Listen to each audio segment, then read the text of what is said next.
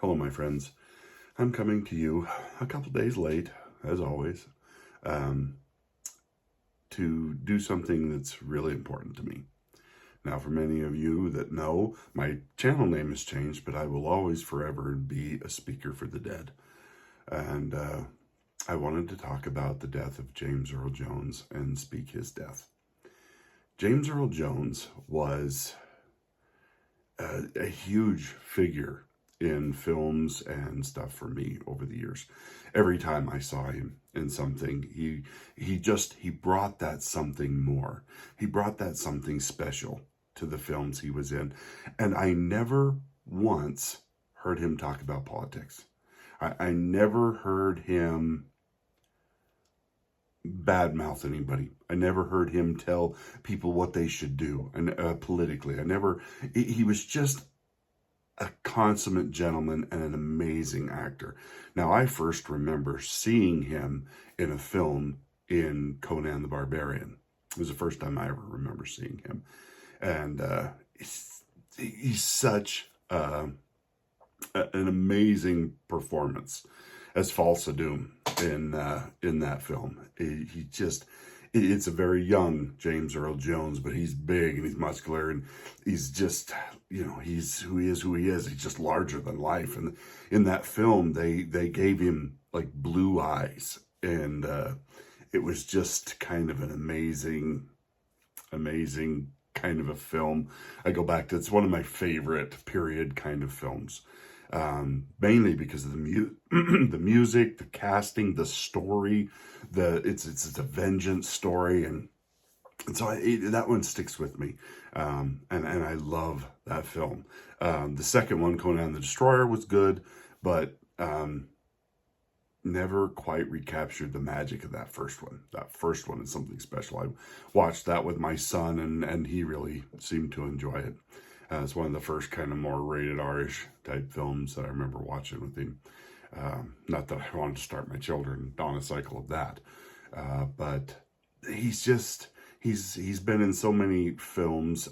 Some of them have just been short performances, cameos, or just had a very small part, but he brought that something special. He was in the film Sneakers. He plays one of the agent that comes at the end from the National Security Administration to get the box back that hacks codes. You might not even remember him in that if you haven't seen that movie in a while, but he's in that. He was Admiral Greer in The Hunt for Red October, and then went on to continue his performance in all of the Harrison Ford films, where he was Jack Ryan. And then, but he's just that iconic figure, and every time I've seen him in something, like I said, it added something special. He was just that kind of man.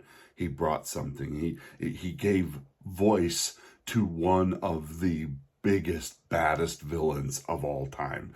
I mean, he will forever be known as the voice of Darth Vader. He is one of the things that made Darth Vader so intimidating. It wouldn't have been Vader without James Earl Jones' voice. If you've ever seen the actual film footage where it's the British actor that's speaking, he's doing the lines, and then they voiced over James Earl Jones doing the lines. You can just tell, had they used the original actor's voice, it would have been terrible. It would have been cheesy and horrible. It was his British accent. He didn't have a commanding or deep voice. It would not have been the same. So I want to give thanks to James Earl Jones for the part that he played in my life of showing how to just be a great actor. He was in episodes of Frasier. At least one episode of Frasier.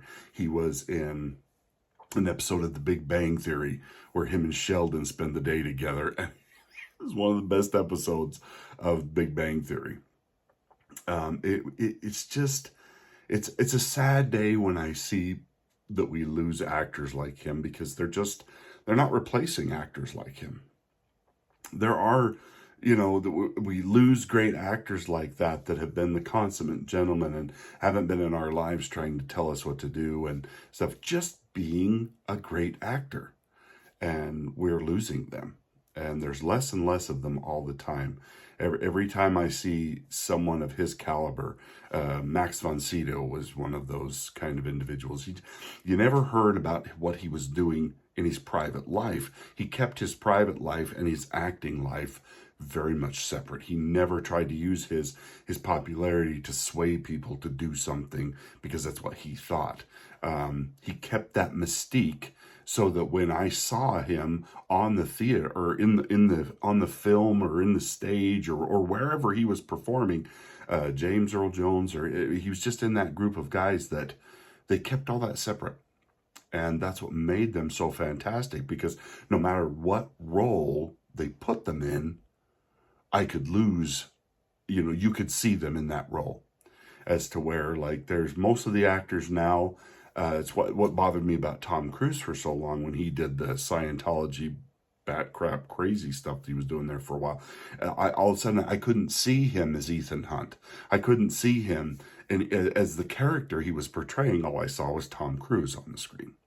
And then he finally kind of calmed that down and then started making really fantastic films again.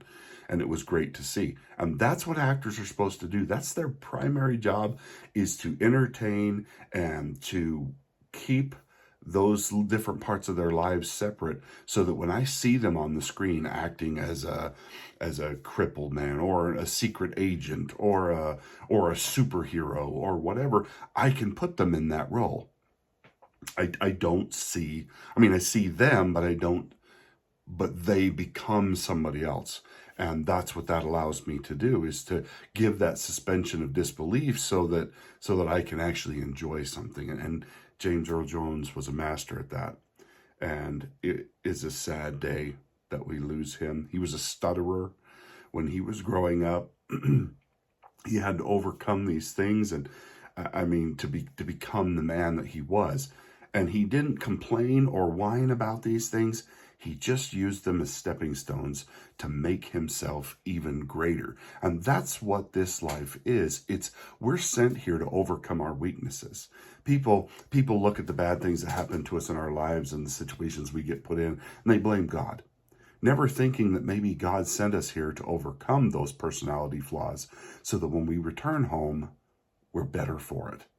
Because we had to learn how to overcome those things about ourselves from scratch.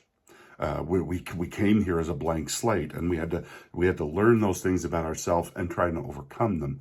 And when we do that, we make ourselves a better and a smarter, more amazing person when we overcome those personal weaknesses.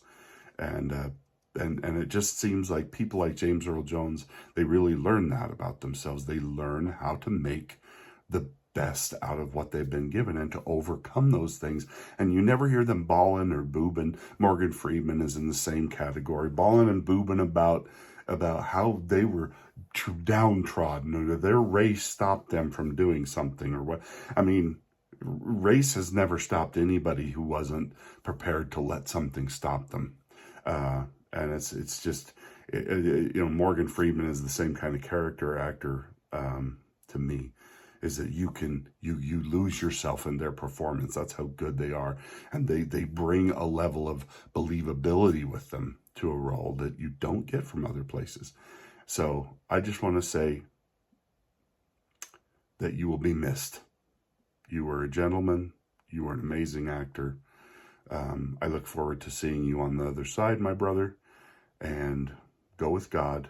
And we will keep you in our hearts and our minds. And take that little piece of you with us everywhere we go. That's what you gave us. You gave us Darth Vader. You gave us Admiral Greer. You gave us all of these great portrayals, and we will all have that and be able to use those things and those performances to better ourselves. And that's truly an amazing legacy. Until next time, we'll talk to you later. Bye now.